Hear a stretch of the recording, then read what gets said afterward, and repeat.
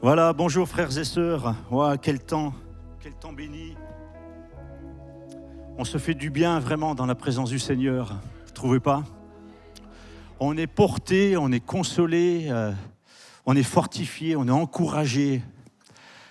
Si quelqu'un ne vit pas ça, il faut qu'il le dise. Il faut qu'on prie pour lui. Sérieusement, c'est sérieux. C'est que souvent le cœur est fermé, on l'a entendu ce matin, et on se prive, quand notre cœur est fermé, on se prive de la bénédiction de Dieu. Notre cœur est fermé, il est endurci, et on n'arrive à rien. On se dit, mais pourquoi le Seigneur n'agit pas? Mais ça ne vient pas du Seigneur, le problème il vient de nous. C'est souvent notre cœur qui est fermé. Alors que le Seigneur continue d'agir dans nos cœurs. Que nos cœurs soient ouverts à l'action de son esprit, à l'écoute de sa parole. Amen. Amen. On continue sur le thème de l'authenticité. Aujourd'hui, je voudrais parler de l'œuvre d'art. L'œuvre d'art, une œuvre d'art authentique. C'est un petit tableau de Rembrandt. En 2020, ce tableau a fait l'objet de plusieurs critiques. Beaucoup de scientifiques disaient « c'est un faux ». Et puis, il y a eu d'autres expertises, et puis il y en a qui ont dit non, c'est un vrai. Alors je ne sais plus comment on allume, tac. Ou alors je fais signe. Voilà, la distinction entre le vrai et le faux, c'est très difficile, ce sont des experts qui peuvent voir la différence. Pour qu'il y ait un vrai tableau, il faut un vrai artiste. Mais pour faire le faux vrai, il faut un vrai artiste faux. En fait, il y a l'authentique, le vrai, l'original, et puis il y a le faux. Mais celui qui fait le vrai comme celui qui fait le faux, ils sont authentiques, ce sont des artistes. Il faut le reconnaître. Celui qui fait un faux tableau, mais c'est un artiste aussi, sauf que c'est un copiste. Il copie les œuvres originales. Celui qui fait un faux billet, chapeau, c'est un artiste. Oui, mais c'est un copiste. Il fait un faux qui ressemble au vrai, au point qu'on ne sait plus distinguer le faux du vrai. Si vous donnez un billet, on regarde, on le passe sous la machine, il gratte avec l'ongle pour voir, etc. On essaye d'avoir des petites astuces pour discerner le vrai du faux. Eh bien, vous savez, toute œuvre d'art a forcément un artiste, un peintre. Et l'artiste par excellence, c'est Dieu. C'est Dieu. Il suffit de regarder toute la création, pour se dire « Waouh, chapeau !» Celui qui a créé ça, il est formidable, il est unique, il est super, il est génial. C'est super beau quand on considère la création dans toutes ses œuvres. Et puis, Dieu nous a fait. Alors là, le summum. Chaque jour qu'il a fait dans la création, c'était bon. Mais quand il a créé l'être humain, on leur dit là, chapeau, je suis un artiste. Et il était heureux de voir quelqu'un à son image. Wow, c'était le summum de sa création. Oui. Il a fallu qu'il y ait cet artiste-là, ce Dieu-là, qu'il vient pour nous donner la vie. Et quand on contemple toute la création et l'être humain, comme disait David, « Je te loue, Seigneur, de ce que je suis une créature si merveilleuse. » Et pourtant, il en avait des défauts. Comme nous. On est tous merveilleux, vous êtes des gens merveilleux. Mais qu'est-ce que vous avez comme défaut? Moi aussi. N'empêche que, malgré nos défauts, nous pouvons être authentiques. C'est ce que je voudrais voir. Alors, s'il y a l'artiste Dieu qui a créé l'univers, il y a aussi celui qui vient contrefaire, le copiste. Je fais signe peut-être, je ne sais pas comment faire, non? Ah, il faut que je le dirige par là. Alors, attends. Ah, ok. Super. Il y a du répondant dans la salle, hein? Il y a le créateur, et puis il y a le copiste, l'imitateur. Il veut faire croire qu'il est puissant, aussi puissant que Dieu, qu'il peut faire les choses, mais il ne fait pas l'original. Il ne fait que des copies. Et puis ce qu'il vient faire, c'est mettre la zizanie dans le monde. Il vient pour perturber le monde. Donc il vient et il se déguise, est-il écrit, en ange de lumière. Il est capable de se déguiser en ange de lumière. Mais il faut qu'on soit vigilant. L'habit ne fait pas le moine. Vous connaissez cette expression. C'est-à-dire que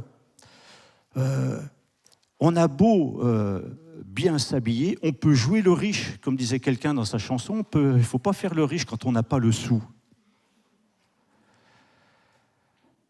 On peut s'habiller en chrétien.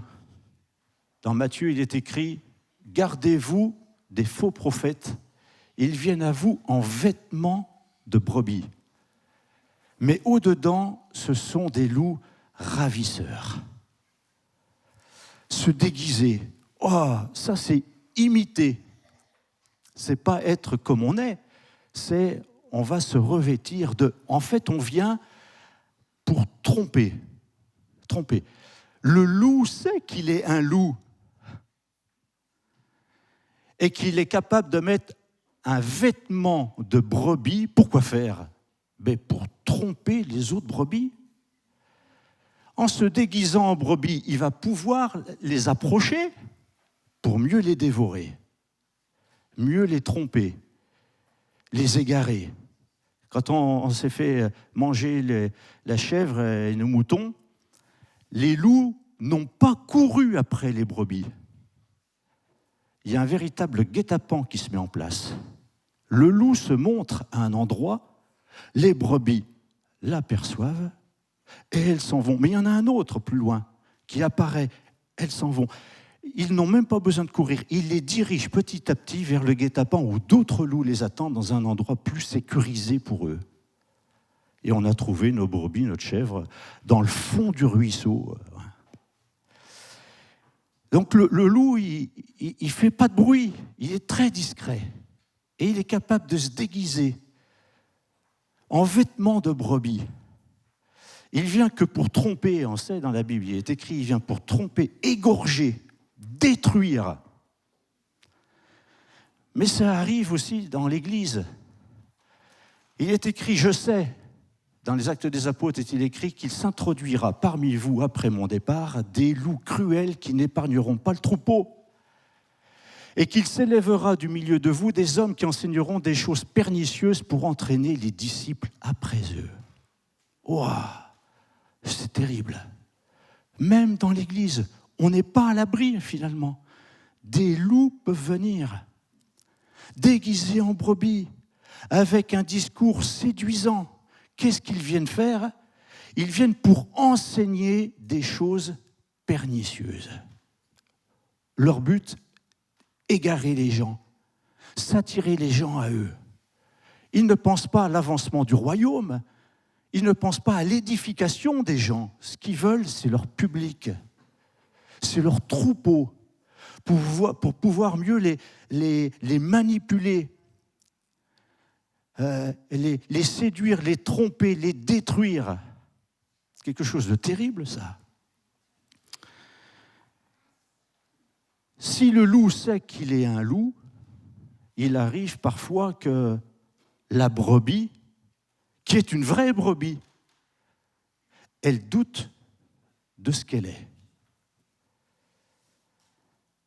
Elle sait qu'elle n'est pas un loup, mais à cause de ses faiblesses, de ses péchés, de ses mauvaises pensées, etc., elle finit par douter de son authenticité en tant qu'enfant de Dieu, en tant que brebis, puisque ses manquements et toutes ses faiblesses la condamnent, la culpabilisent, l'attriste et dit « mais je ne suis pas un bon chrétien, je ne suis pas un bon chrétien ».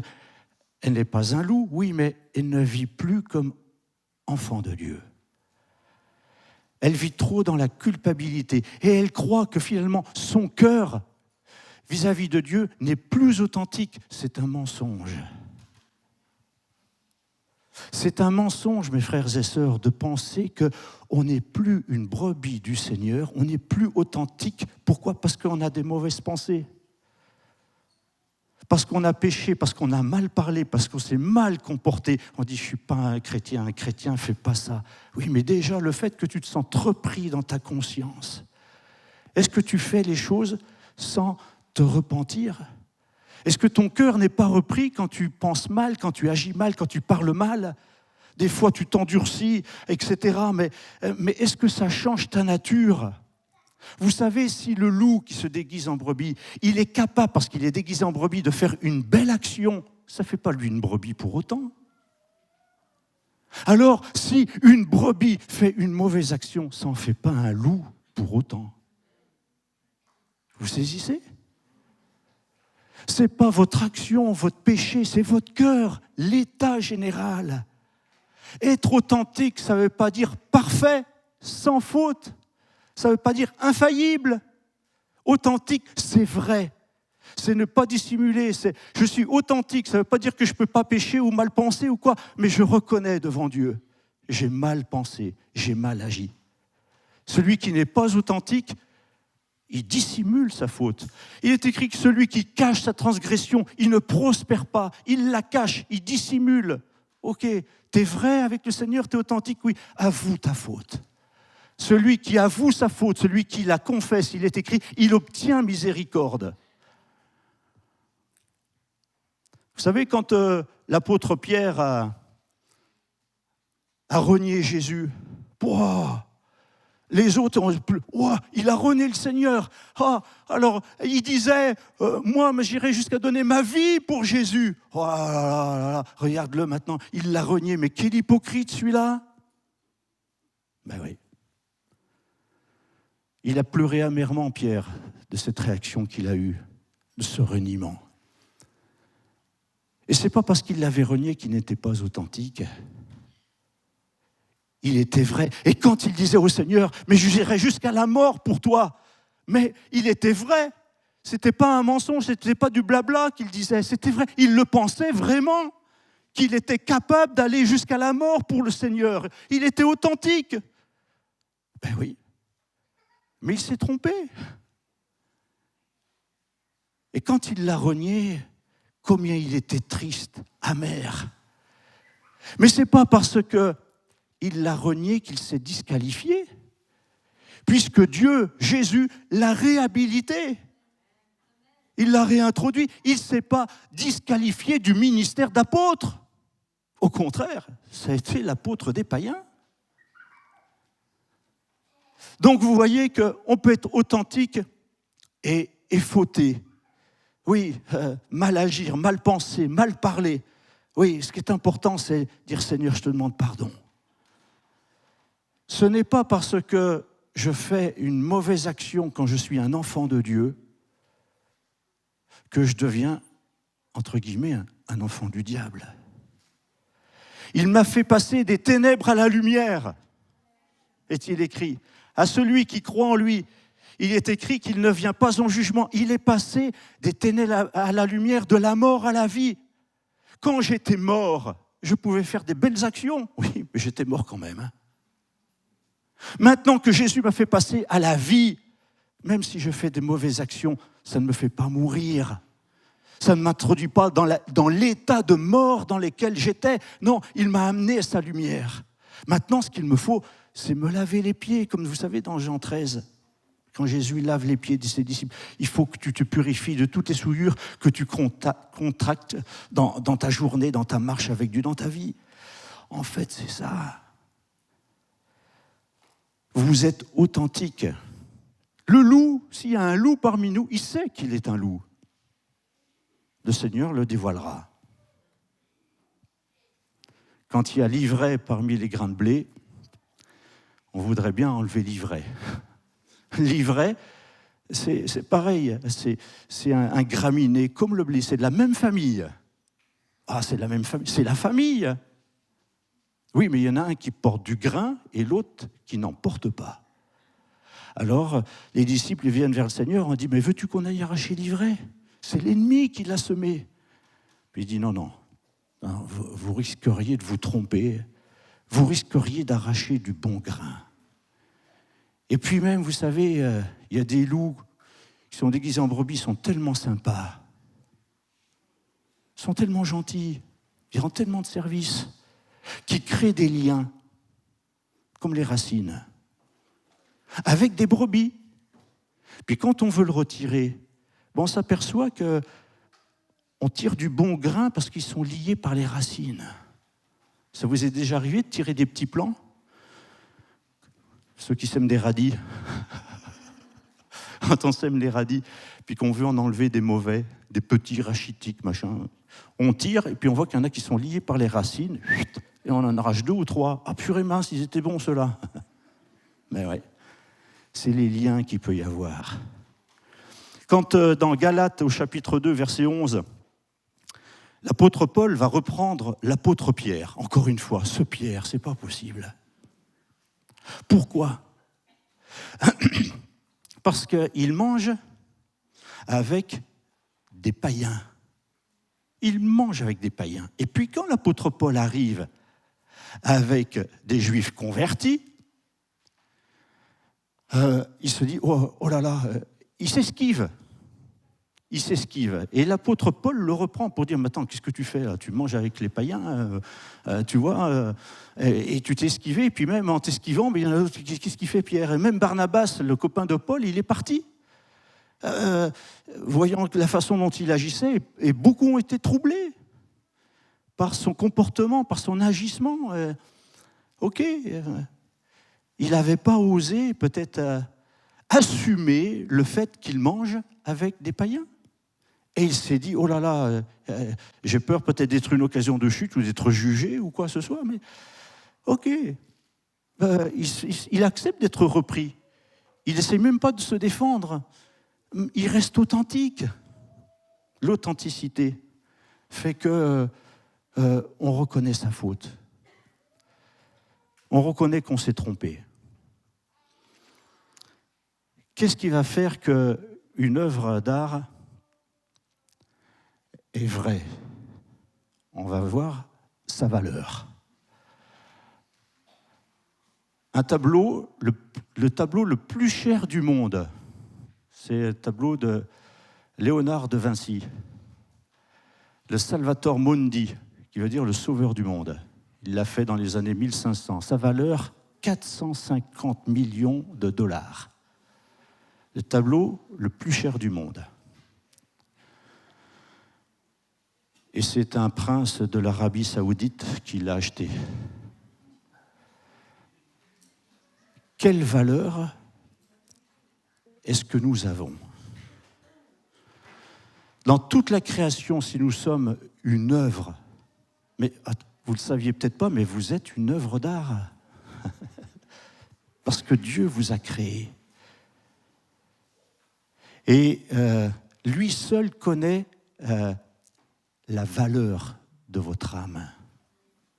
Lui seul en mesure l'impact, l'intensité. Qui donnerait 450 milliards ou millions de dollars pour nous ? On les donne pour un objet, mais pour sauver une vie, combien on est capable de donner ? On a donné 30 pièces d'argent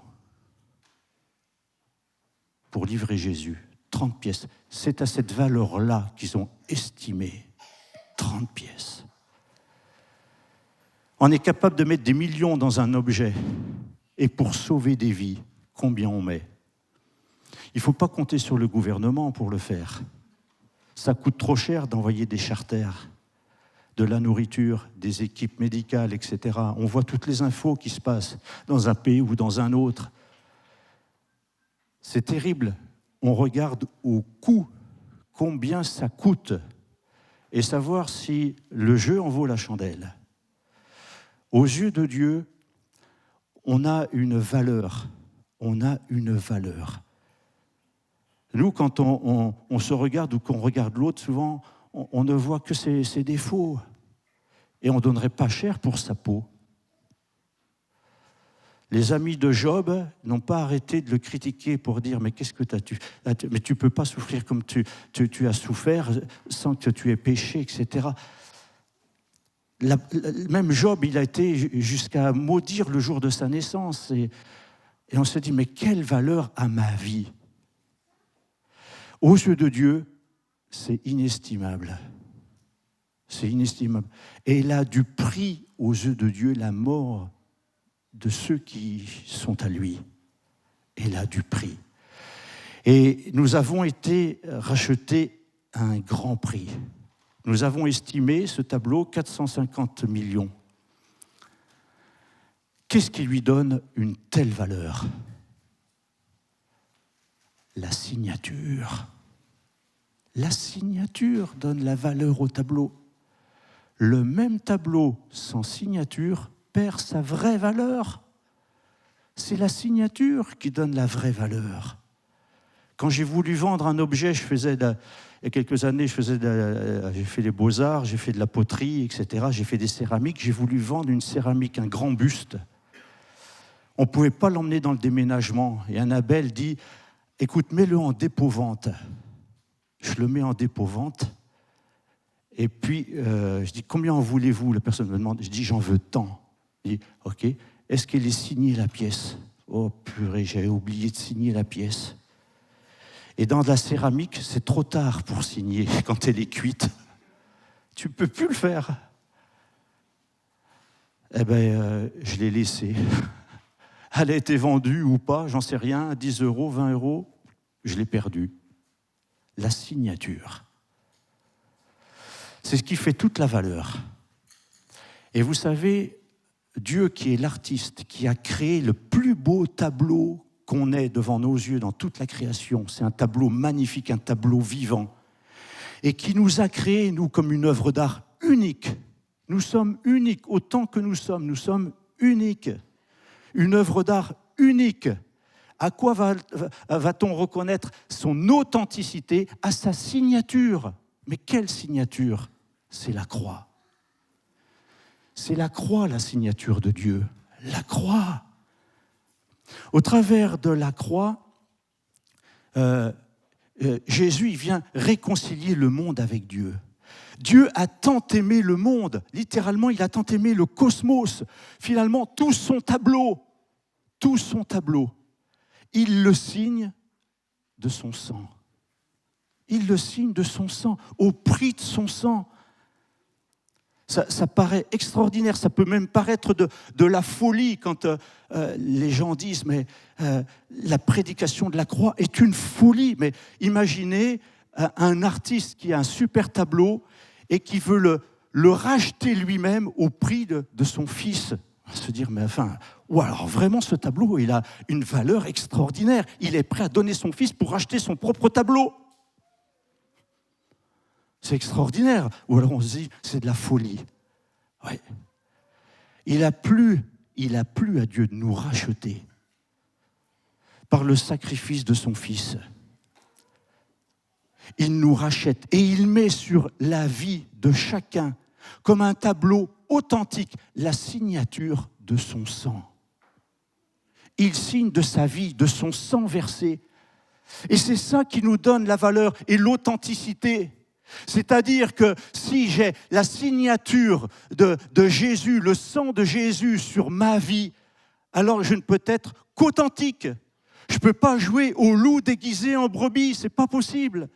je suis faux, je n'ai pas la signature de Jésus sur mon vêtement de brebis. Il met sa signature que sur les brebis authentiques, celles qui sont nées de nouveau, celles qui se sont converties, qui se sont repenties. Repentez-vous, que chacun de vous soit baptisé au nom de Jésus-Christ pour le pardon de vos péchés. Nous avons été rachetés au travers du sang de Jésus. C'est la signature. Celui qui n'a pas Jésus n'a pas la vie. Il a un semblant de vie. Il peut jouer au déguisement. Mais il n'a pas la vie. Celui qui a le Fils de Dieu a la vie. Celui qui n'a pas le Fils de Dieu n'a pas la vie. C'est le sang de Jésus. La croix. Alors la croix, on va se dire, mais il y en avait beaucoup dans l'époque romaine. Les gens qui étaient crucifiés, mais c'était par centaines. Des croix, il y en avait. Oui, mais le sacrifice de Jésus est unique. Il a été crucifié sur une croix comme les brigands et comme les autres malfaiteurs, sur 2 morceaux de bois. Il a été crucifié, oui, mais ce qui fait la différence, c'est que lui, il est de Dieu. C'est un sacrifice unique, un sacrifice universel. Il fait toute la différence. Et c'est ça la vraie valeur. La croix faisait toujours, quand les gens signaient d'une croix, ils ne savaient pas écrire, ils signaient d'une croix, mais cette croix avait quand même une valeur de signature. Et ça authentifiait le document. Il y avait beaucoup de croix, de crucifiés au temps de Jésus, oui, mais il n'y avait qu'une signature de valable. Celle du Fils de Dieu qui donnait sa vie pour ôter le péché du monde. Et tout enfant de Dieu reçoit sur sa vie cette signature. Le sang de Jésus te purifie de tout péché et fait de toi une brebis, un enfant de Dieu authentique. Amen. Et qu'est-ce qu'il fait? Il dit, et vous recevrez le don du Saint-Esprit. C'est le sceau du roi. Comme le roi, pour authentifier le courrier du roi, il mettait de la cire avec le cachet, un cachet de cire avec le sceau du roi sur cette cire.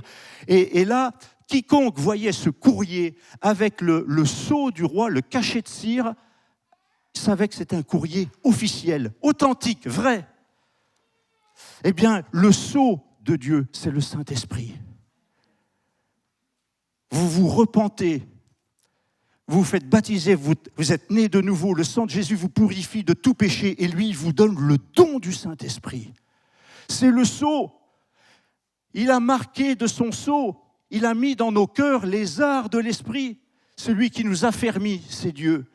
Et il nous a marqué de son sceau pour dire, je te authentifie comme enfant de Dieu. Le sang de Jésus nous purifie et nous donne le don du Saint-Esprit. Alors, est-ce que le sang de Jésus te purifie? Est-ce que tu le crois? Est-ce que tu le vis? Est-ce que tu as reçu le Saint-Esprit? Est-ce que tu es le temple du Saint-Esprit? Il signe, c'est la signature de Dieu, le doigt de Dieu.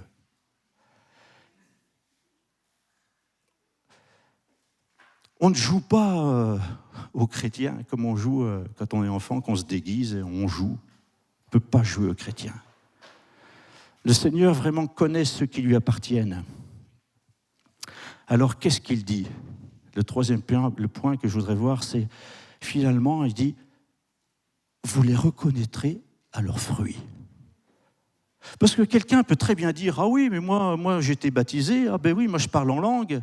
Mais vous savez qu'il y a des langues, il y a des parlers en langue, excusez-moi, mais peut-être il y en a qui ne le savent pas, peut-être d'autres le savent, mais il y a aussi des parlers en langue diaboliques.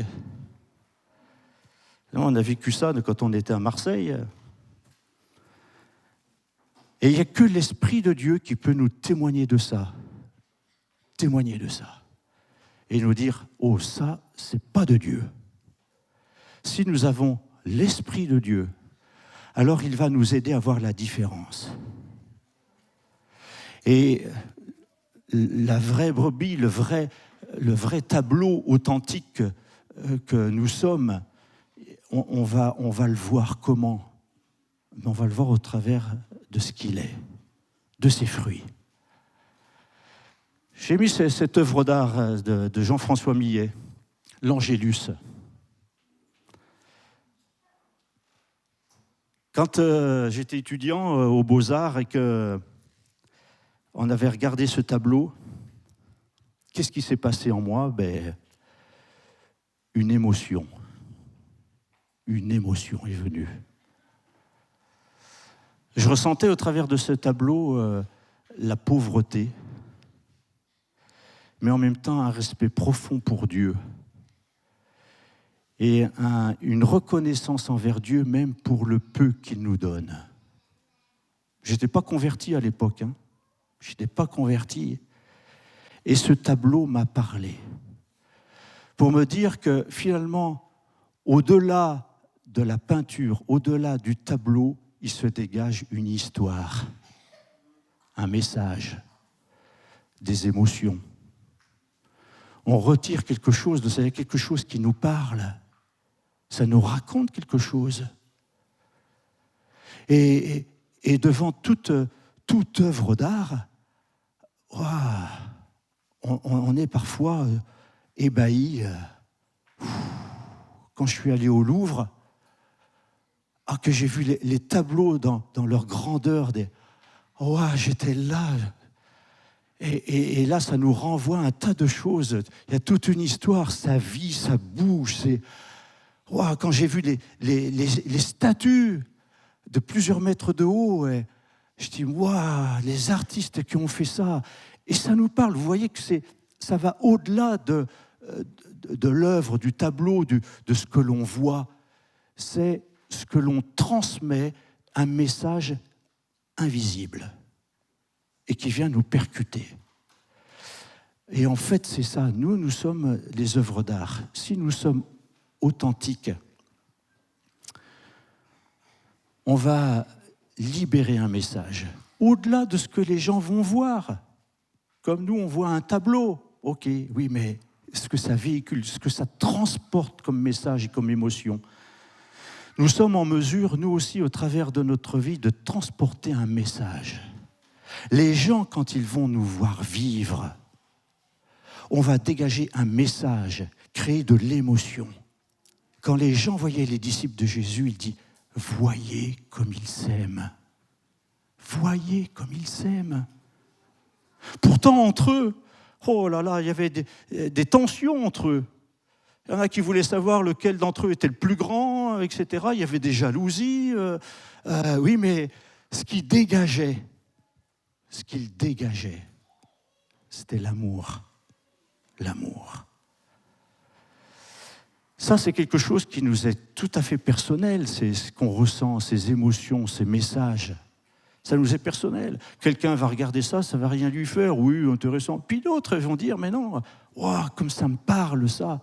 Oui, ça nous est personnel. Mais ces émotions-là sont authentiques. Elles nous sont personnelles. Elles sont vraies, ces émotions. Et c'est ce que nous voulons partager aussi avec les autres. L'apôtre Paul dit, vous êtes notre lettre. Comment il pourrait dire, vous êtes comme un tableau, vous êtes une peinture, vous êtes lu, on voit votre vie. Les gens qui nous entourent voient comment on est. Ils ne se fient pas simplement à notre étiquette « je suis chrétien ». Mais non, ils vont voir notre façon de vivre. Et c'est ça qu'on dégage. L'œuvre d'art que nous sommes va dégager un message, une histoire de l'émotion. Et quand le Seigneur est dit « vous êtes la lumière, vous êtes le sel », mais on n'est pas en train de jeter du sel. Quand il y a la signature de Dieu sur notre vie, quand on dit il y a la croix, mais vous comprenez que ça n'a rien à voir avec des pendentifs, avec une croix. C'est la croix, elle est dans notre cœur. La signature, on la porte en nous. Vous êtes notre lettre écrite dans nos cœurs, connue et lue de tous les hommes. Vous êtes manifestement une lettre de Christ, comme une œuvre d'art, un tableau, un message. Vous êtes, au-delà de ce que vous êtes en apparence physiquement, vous êtes ça. Écrite par notre ministère, non avec de l'encre, mais avec l'esprit du Dieu vivant. Non sur des tables de pierre, mais sur des tables de chair, sur les cœurs. Wow. Je dis, qu'est-ce que c'est bon, qu'est-ce que c'est bon. L'œuvre de Dieu est extraordinaire. Il fait cette œuvre en nous. Et il nous dit maintenant, vous êtes le sel. Vous êtes la lumière du monde. Tous connaîtront que vous êtes mes disciples à l'amour que vous avez les uns pour les autres. Oui. C'est ça que Dieu veut. Et vous verrez de nouveau la différence entre le juste et le méchant, entre celui qui sert Dieu et celui qui ne le sert pas. Soyons authentiques. Nous sommes l'ouvrage de Dieu, en conclusion. Nous sommes son ouvrage. Nous sommes son œuvre d'art. Je vous invite, oui, si les musiciens veulent venir. Peut-être que quand vous vous regardez dans la glace, vous ne dites pas « Oh, quelle belle œuvre !» Le matin, surtout. Vous ne dites pas « Oh, alors, c'est pas un chef-d'œuvre, là. » Ou alors en péril. Mais devant Dieu, ben, demain matin, vous vous regarderez demain matin et vous allez dire « Je suis une œuvre d'art » et vous allez rigoler. Hein? Mais devant Dieu, vous allez dire « Oui, je suis précieux aux yeux de Dieu. Je suis son œuvre. Il a mis sa signature en moi. Le sang de Jésus, il n'est pas extérieur à moi, il coule en moi. » Être authentique, ça ne veut pas dire parfait et sans défaut. Mais nous marchons dans la lumière et nous marchons dans la vérité. Nous voulons être vrais. Autant que nous sommes, je suis convaincu que nous voulons tous être vrais. Et que si nous avons un moment d'égarement, de faillite, reconnaissons notre erreur, reconnaissons. C'est ça l'authenticité. C'est être vrai et dire, ouais, j'ai péché. J'ai péché, j'ai dit, j'avouerai à l'Éternel mes transgressions et il a effacé la peine de mon péché. C'est ça. Vous avez cette valeur-là et il nous donne son esprit. Il fait de nous le temple du Saint-Esprit. Nous voulons vivre cette authenticité, cette vie de Jésus et laisser manifester au travers de nos actes, de nos paroles, sa vie, ce soit comme un message, que notre vie soit comme un message et qu'on puisse dire, mais je ne sais pas pourquoi, mais je suis bien, et il a toujours une parole pour moi, il m'encourage, etc. Que nous soyons ces bénédictions pour ceux qui sont autour de nous. La lumière était écrit, le chandelier, on ne le met pas sous le boisseau, et on le met là de façon visible, et il est écrit, il éclaire tous ceux qui sont dans la maison. Chez soi, d'abord chez soi. Avant d'être la lumière du monde, dans la maison de Dieu, dans la maison de notre famille, dans ceux qui nous environnent, nous sommes la lumière et on doit briller et dégager. Nous sommes cette œuvre de Dieu, cette lettre, ce tableau. Alors, dégageons ce message d'amour, d'émotion et laissons Dieu parler au travers de nous. Amen. Amen. Et Seigneur, je voudrais... vous invitez, vous qui doutez, peut-être que vous doutez, des fois ça peut arriver, de ce que vous êtes vraiment, parce que vous regardez trop à vos faiblesses, vous regardez trop à vos manquements, à vos péchés, à vos mauvaises pensées, et vous dites, je ne suis pas digne, mais vous ne le serez jamais digne. Vous ne serez jamais digne d'être un enfant de Dieu. Et il ne nous demande pas d'être digne, il nous demande de croire, de le recevoir à ceux qui croient en lui. À ceux qui l'ont reçu, il donne le pouvoir d'être enfant de Dieu. Il donne cette autorité-là. Ce n'est pas seulement un droit, c'est une autorité. Et ça ne dépend pas de notre volonté, de nos œuvres, de nos sacrifices. Non, c'est lui, à ceux qui croient, à ceux qui l'ont reçu. Ne cherche pas à mériter, ne regarde pas à tous tes travers, mais sois authentique devant Dieu. Et dis, Seigneur, voilà, j'ai telle chose à régler dans ma vie, j'ai telle chose à abandonner. Seigneur, tu sais que je t'aime. Comme disait Pierre, mais Seigneur, tu sais que je t'aime. Hein? Et bien sûr, Jésus le savait qu'il l'aimait. Mais tu peux lui dire au Seigneur, tu sais que je t'aime, mais Seigneur, je ne veux rien cacher devant toi. Et voilà ce qui ne va pas dans ma vie. Je veux être vrai, authentique devant toi. J'ai tant de choses à régler et vous pouvez les énumérer, ces choses. Et dire, Seigneur, je sais que par ton sang, je suis lavé de mes péchés. Tu me laves, tu me purifies, tu me réhabilites. Tu ne me mets pas de côté. Seigneur, tu ne me disqualifies pas, Seigneur. Mais tu me relèves, tu me restaures, tu me reconstruis. Et je voudrais inviter ceux et celles qui ont besoin à faire cette démarche vers Dieu là. Ce matin, vous pouvez être à votre place, vous pouvez le faire là où vous êtes assis, vous pouvez vous mettre debout, vous pouvez vous avancer, peu importe. C'est une démarche perso dans votre cœur. Le Seigneur voit cette disposition authentique et vraie et il veut agir, bénir. Il dit, je t'aime mon enfant, je t'aime.